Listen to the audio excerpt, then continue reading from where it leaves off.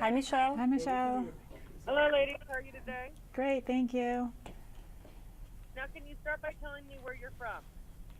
I'm sorry, I didn't. Where you both are from? We're from New York from City, New York City. both of us. And can you tell me a little bit about yourselves? Well, we work together. I'm an endocrinologist. I'm in practice for 15 years. And, well, I work with Cher. I'm a certified diabetes educator, and we both manage our practice, and we help our patients mostly with diabetes, weight loss, things like that. But we do have a general endocrine practice. Yep. Now, just for those who don't know, please tell me, what is diabetes? Well, diabetes happens when the body cannot make good use of the insulin. That means the insulin level that's secreted from the pancreas cannot control the sugar level, and therefore the sugar level becomes higher. And this has consequences. This has consequences on all the organs of the body. And in time, complications can occur, like heart attack, stroke, kidney disease, nerve damage, blindness, foot ulcers, all sorts of things.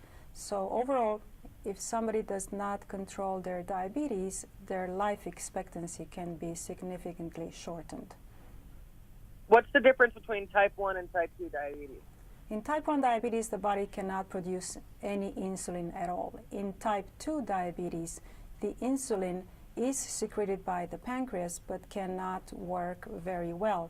So this is what we call insulin resistance. The body has to produce much more insulin than normally to control the sugar level.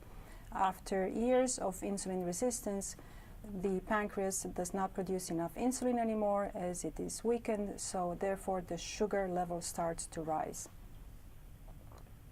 I have friends who have diabetes. The finger pricks seem to suck. Are they necessary? The finger pricks? Yes. Yes.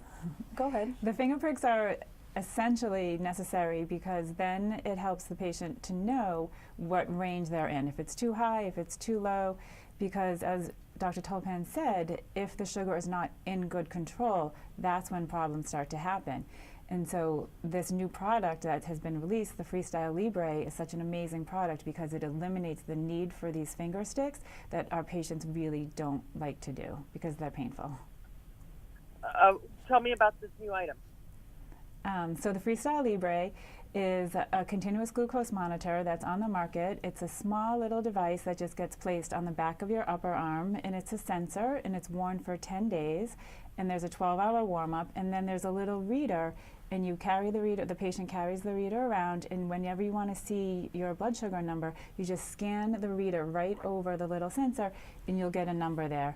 And you can get a number every minute, and it records every 15 minutes. And then when you see your number, the patient can make treatment decisions in response to what the meter is saying.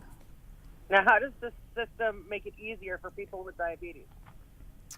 So the easiest thing is really it's eliminating the need for finger sticks. I would say that's one of the easiest things. It removes some of the burden from the patient.